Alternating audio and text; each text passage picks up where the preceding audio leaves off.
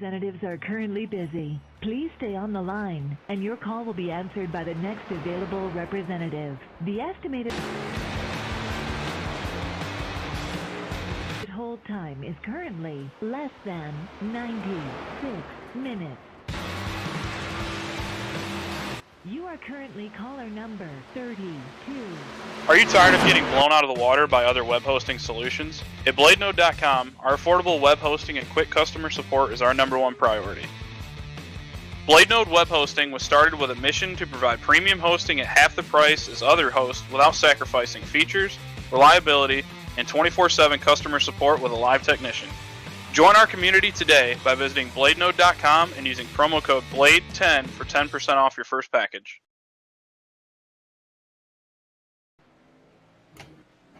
Hello everyone and welcome back to the iSNF BladeNode Cup Series. We are here at Sonoma, formerly known as Sears Point, for the Sears Point 160. And I'm joined once again by Tony Trapasso. Hello. What's going on, Jason? And I don't know about you, but I'm excited about this one, especially considering how tight that points battle is. Yep, exactly. It's going to be a very good one, and let's just see if we can get that up here. Apologies, that's not the correct heading. Let me just change that. I mean, I'm looking at this right now, and mathematically, it's a four horse race right now. And joining us now are the chief cook and bottle washer of the iSNF BladeNode.com Cup Series, Miss Rhea Ferris, and the man who won here last year, Mr. Austin Cook. Rhea, I'm going to let you bring this one in.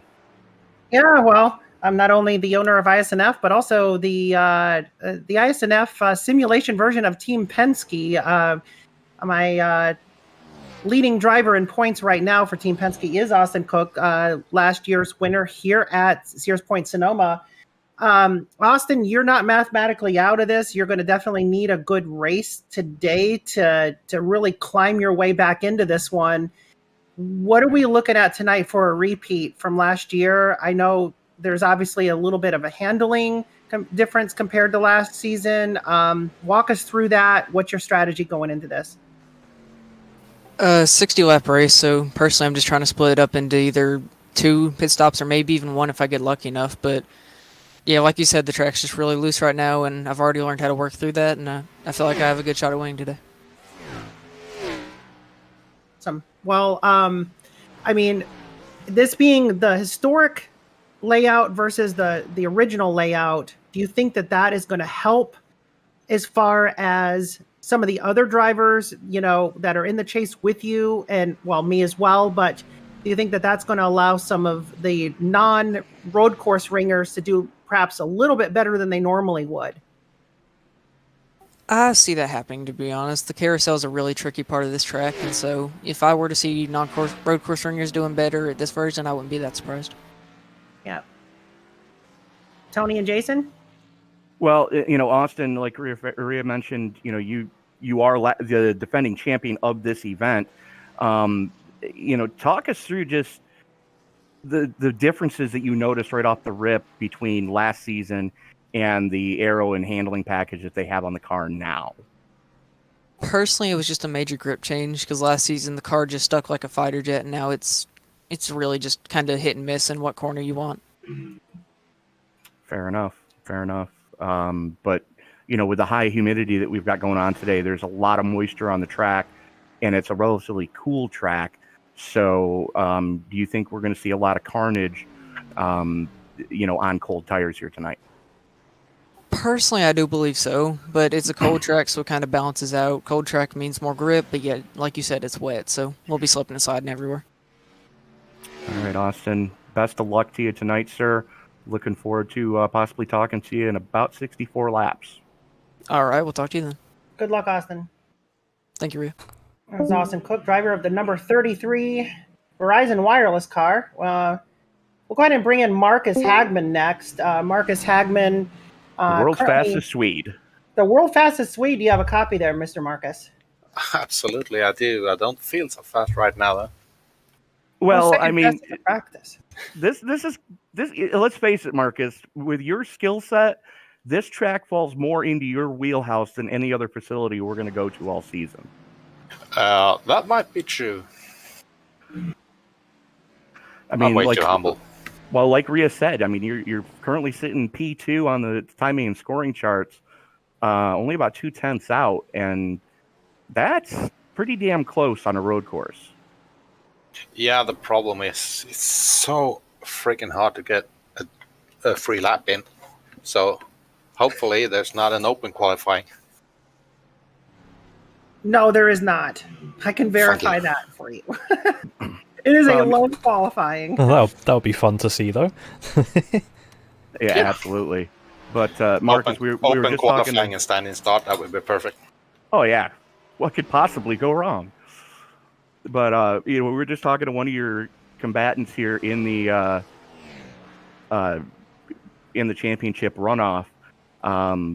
You're currently sitting third, only about 23 points back from the top two in regular season points. We're saying that this is turning quickly into a 4-horse race, and you were one of the thoroughbreds coming through on this one. What do you hope happens tonight? I put my hope that Jalen and Francisco doesn't finish the race. That's actually the best thing that can happen to me. Otherwise, I mean, you're not wrong. Basically, I just need to try to stay ahead of them and as far ahead of them as possible, hopefully with a couple of cars between us. Then, yeah, maybe I can take enough ground to actually be in contention for the win. Well, like we said, there's only 23 points separating you from first place right now. If it wasn't for that just getting caught up in multiple other people's dumpster fires at Dover, who knows what we'd be saying right now coming into the penultimate race. But looking forward, we've got Nashville as the season finale. Your thoughts as, because we're going to be going from this road course straight into that high-speed oval. Your thoughts as far as the different skill sets you're going to need to tap into? I honestly don't know because I don't think I've driven that one yet. All right. So then. I have no idea. We'll just have to see next week. All right, Rhea, Jason. I just want to say good luck to you, my friend. May the best man or woman win today, and I think you've got something for them for sure. Just watch out for the unskilled drivers as far as road courses are concerned out there. Dodge some bullets. And I had to do that now. Yeah. Yes. So, but we'll let you get into qualifying. I know we're ready to wrap up practice here. I appreciate you coming into the booth with us and having a minute with us. Thank you, guys. No problem. Anytime. All right, my friend. So, as Rhea mentioned, qualifying starting to roll off right now. Carl Rourke, Skylar Carnes, the first two to start rolling it. Looks like Marshall Harris out there as well. Clarence. Why am I not seeing that name properly? Clarence Prince. Okay, that is right. Okay. Correct. Yes. I thought it cut off the back part of his name. It did in the iRacing version. However, SDK is correct. But second place in points, Francisco Villarreal out on track right now, as well as is the 43 of Mike Iskandar. Damian Mulvey out on there as well. Michael Iskandar, by the way, if we were to give a Hometown Hero award to a driver tonight, it's Michael Iskandar. He is from none other than Hesperia, California, which is SoCal. We're in NorCal, but hey, we don't have any of the other drivers in here tonight from California, so good luck, Michael, at your home track tonight. Close enough. Absolutely. That's like you being from Maine and your home track is technically one state over. Well, if you want to get really technical, Oxford Plains, which is only 20-minute drive from my house. We don't race at Oxford Plains. Well, there are some ISNF events that do. You could ask Steven Sear and some other drivers that have raced in. Well, that's like as far as cup tracks go, I call know. Watkins Glen my home track, when really my actual air quote home track is Weedsport, New York. There you go. See? So, anyways, I know. a lot of guys struggling here on cold track, cold tires, slippery conditions with a 95% relative humidity. Maria, this weather condition is really going to wreak havoc with these guys tonight. It's a good thing they haven't figured out how to put rain in the simulator yet. Yeah, and I was even concerned that it might actually try to appear, but I think iRacing hasn't brought that quite out yet. And I know it's going to be available at road courses, so that's why I was like, if I raise that up just enough, is that till season 2?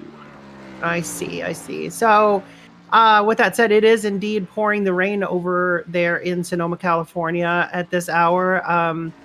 So we are looking at 93% humidity. I believe we have a north wind at 10 miles an hour. That's what south wind. Is it south? Okay. And very gloomy. So it'll keep those track temperatures down, hopefully a little bit more grippy than usual if we had sunlight. Well, you're not wrong. As the first few times start to trickle in, Francisco Villarreal laying down the first one and Austin Cook immediately bumping him off. Yeah, I can tell you that Skylar Carnes is done for qualifying as well, because coming into turn 2, he just hit too much curb. That threw him off the track and straight into a wall. Yeah, that's never a good thing. Joey Burgee, good grief, Joey. Leave some on the table for the rest of the children.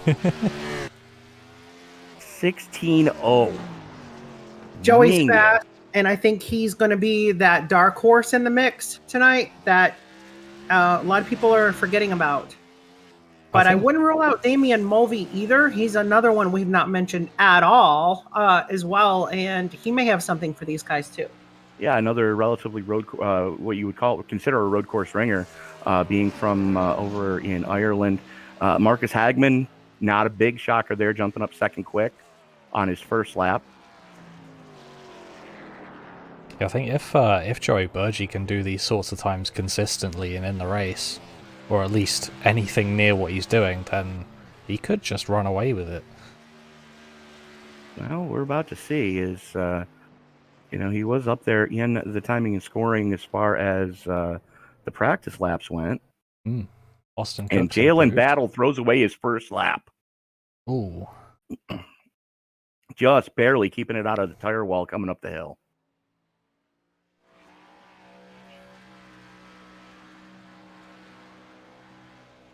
I'm just going to have a look at Marcus Hagman here. He's just about coming through towards the end of the lap. Austin Cook jumps up to second quick with a 17.14. Only about 4 seconds remain of qualifying. Can the fast Swede get it in? Probably not then. No. Oh! Robbed. Joey Burgee on the pole. How about that? Absolutely. That was an amazing lap. 16.042. Unofficial track record for the driver of the number 15. Gentlemen, I'm going to step out and I'll see you later. Enjoy that Porsche lead around the track during the starting grid. I still say we should have gone with a standing start. I think that Porsche is pretty awesome, though. Sure. if you like German engineering. We'll see you after a little bit, guys. Yep. Well, I think now we can take a look through the starting grid. What do you reckon? Sounds like a grand idea, Jason. Lead us off. Yeah, so in the pole position, by over a second, we have Joey Burgee in that number 15 car. Next to him is going to be Austin Cook. Row 2 is going to be Marcus Hagman and Francisco Villarreal. Skylar Carnes is going to start in 5th with Damian Mulvey in 6th. Isaac Wilson is going to start off row 4 with Carl Rourke just beside him. Got Clarence Prince in 9th and John Hopley rounds out the top 10. Ian Humphreys and Mike Iskandar are going to roll off in row number 6. Iskandar, the last one to lay a lap down in qualifying. Jalen Battle going to be starting inside row number 7. He's going to be joined with the voice you just heard in the booth here, the number 12, Maria Ferris. Johnny Castle and Casey Tomlinson are going to roll off in row 8. Row 9 gives us John Needich Jr. And Marshall Harris. Row 10 brings us to William Brown and Marshall Moran. And rounding out the field in row number 11, we've got JB Banner and Joey Manis. Yep, so that's the grid for possibly the most carnage you can get in these cars, I think. Pretty much. 22 cars scheduled to roll off here tonight. Relatively short field, but all things considered, should still lead to some pretty good racing, as there's a lot of very matched drivers in this field tonight.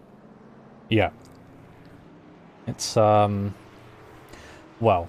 providing anyone can bring a challenge to Joey Burgee, we might see some decent battles up at the front, but even if not then, we'll probably see them for second, third, fourth, fifth at least. Well, I dare say Austin Cook was playing safe on his qual. Now, there will be no full course cautions here tonight, being as we are on a road course, so local cautions only. But, man, that's a beautiful shot.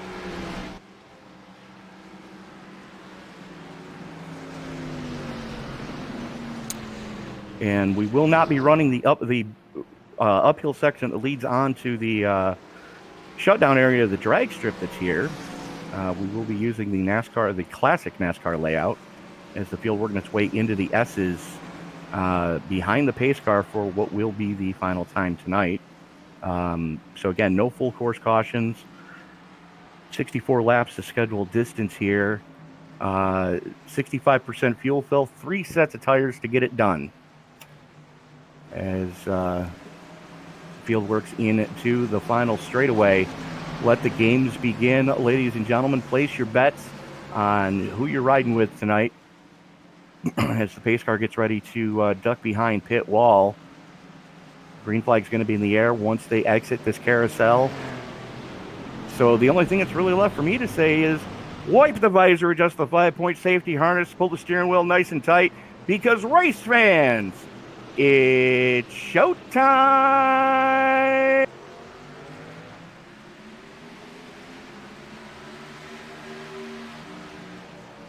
Side by side, Burgee and Cook up the hill for the first time into turn 1. Heavy braking zone. You got to be careful because the car gets real light at the top of this crest. Still side by side. Hagman right there stalking both of them as Burgee starting to have a little bit of a connection issue in the 15. Yeah, go ahead. I think the only thing that's going to stop him, maybe, if he manages to get away, is his internet, sadly. But everyone's getting single file for the moment, as they're mostly all through the start. Pretty much. I mean, the biggest thing is you want to find a place and hide. That's about all you can do here tonight, at least in the first part of the run. As we do have 3 cars that decided to pit start. That's Will Brown in the 48, Marshall Harris in the 17, and Marshall Moran in the 22. Johnny Castle, unfortunately, had a throughput during the pace laps as Burgee just annihilates the cones, using about as much track as he possibly can. Sideways for Cook coming out of the carousel. Might as well get those cones out of the way early, I guess. If they're not go out and reset those things. If they're not there to stop you in the last 63 laps, then who's going to stop you? Well, I mean, you're not wrong. But Burgee, Cook, Hagman, Carnes, Villarreal, Mulvey, Rourke, Wilson, Hopley, and Needich Jr. Rounding out your top 10. Looks like Needich is going to get his way past John Hopley as well there, so now he's up into 9th position. Absolutely. The rest of the field getting pretty strung out now, as you would expect on a road course. Yeah. And the biggest thing, Jason, is there's a difference between skill sets, but the one thing I've noticed, and it's the one deciding factor that I've heard, especially in, wow, who is that going for a wild one back there? It looked like the, I believe that was Ooh. 51 O'Rourke. There's someone just completely Wilson. off. Yeah. Isaac Wilson Wilson is getting just... it wrong. Yeah. That looked like he was Iskandar just straight to the flashes barrier. by. Yeah, luckily he didn't hit anything. Well, he didn't hit it too hard anyways. Yeah, looking back up at the front, we've got top three all within 1 second of each other. Yeah, absolutely.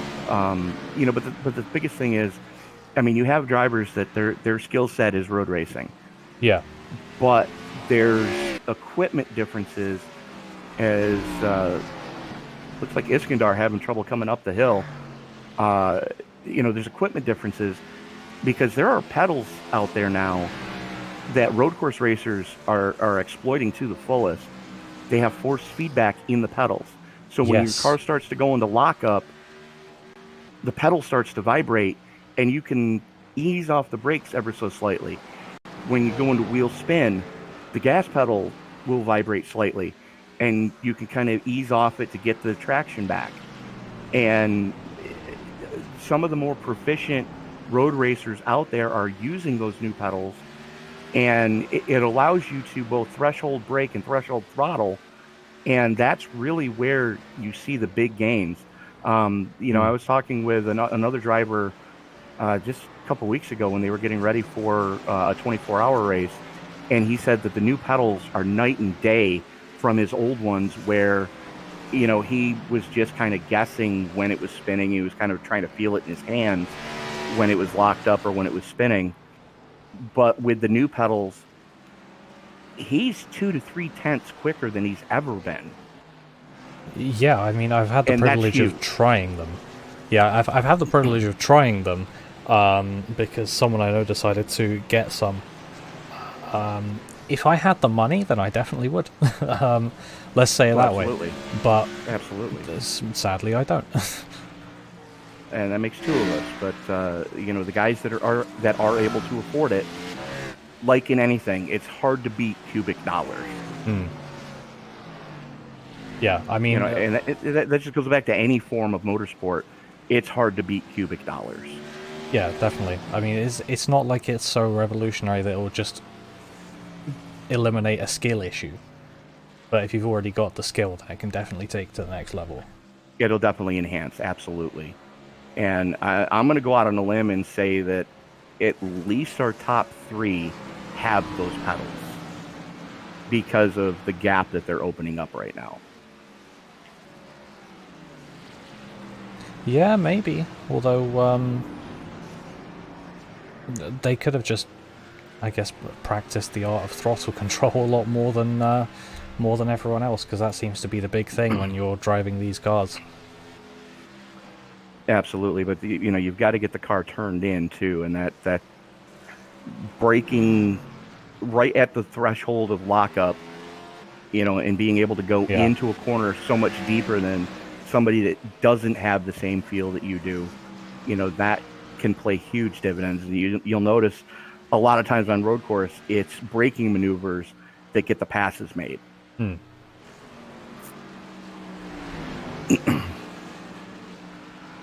But right now, the field's starting to look like a methadone clinic, as the closest battle on track right now is between the 21 of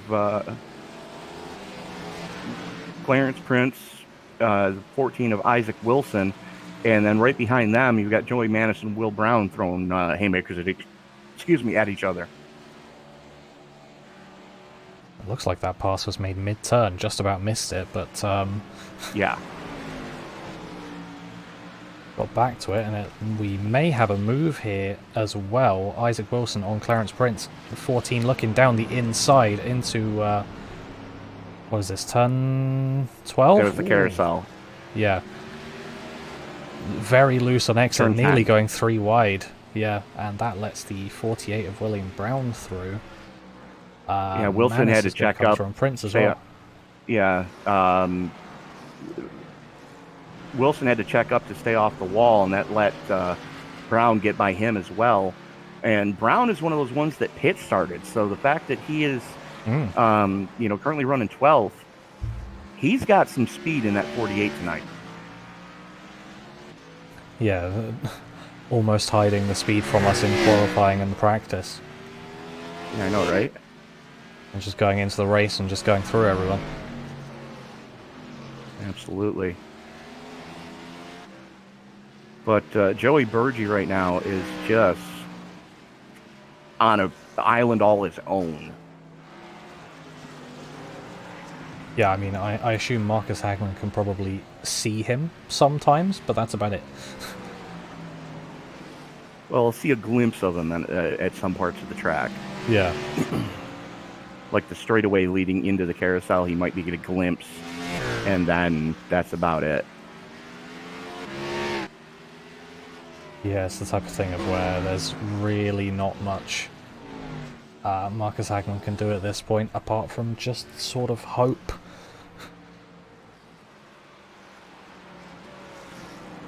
Yeah, absolutely. At least that's the one thing I like about oval races is at least you can get some draft to get back into it at some tracks. Rather than this, Yeah. if you're slightly slower than the guy ahead, you just got to sort of hope. Yeah, that's about all you can do here. Hope he makes a mistake or gets caught up with a lap car sooner or later. Which, speaking of which, they are quick approaching Casey Tomlinson. And Marshall Harris just went a lap down. Something has just happened to the 17. I believe Harris is 2 laps down now. Yeah, well, no, he hit the tire barrier in the carousel. Oh. He and the 16.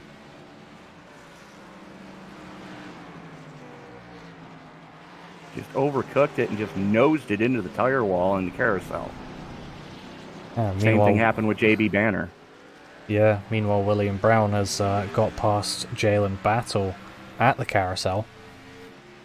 He continues his charge up the field. He's roughly matching the pace of Francisco Villarreal, I think, with what he's able to do.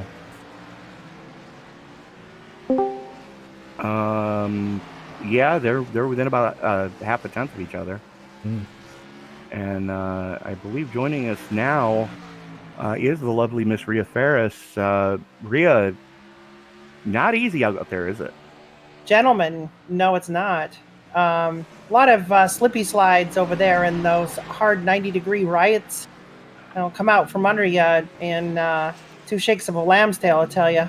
So, yep, it is definitely got some moisture on the track, you can tell, and I think that is what is adding that little bit of slippy slide on such a cool track that would probably otherwise be pretty grippy. Well, the other thing, too, is we're noticing that guys are vastly overshooting the carousel, as we saw the 17 and the 16 both nose it into the tire wall there. Yes, indeed. I did see some drivers out there struggling, and the